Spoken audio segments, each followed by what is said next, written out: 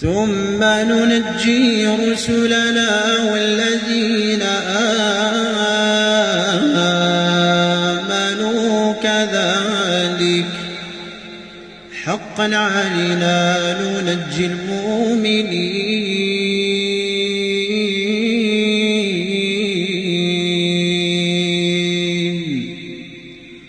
قل يا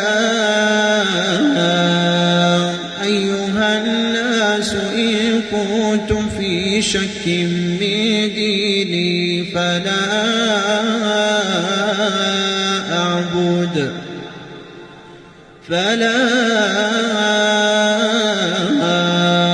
أعبد الذين تعبدون من دون الله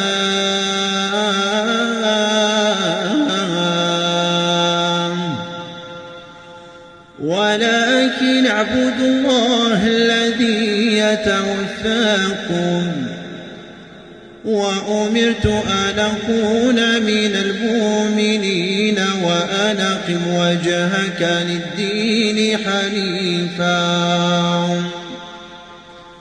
ولا تكونن من المشركين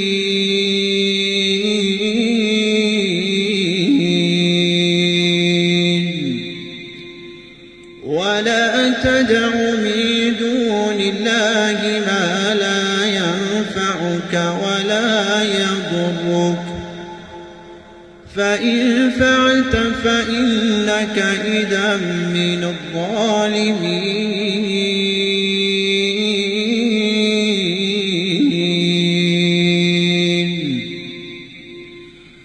وإن يمسسك الله بضر فلا كاشف له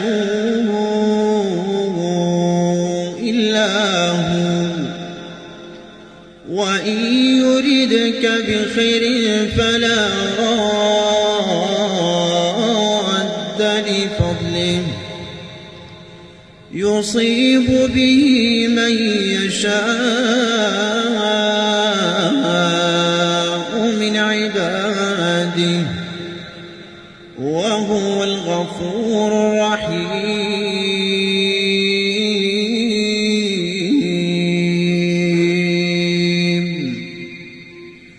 قل يا أيها الناس قد جاءكم الحق من ربكم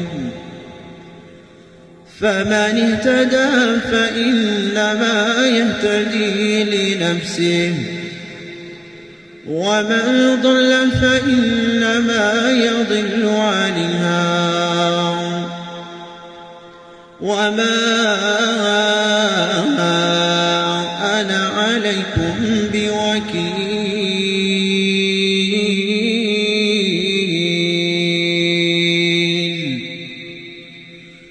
واتبع ما يوحى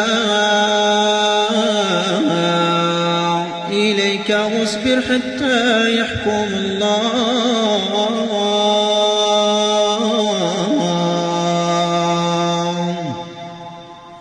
وهو خير الحاكمين.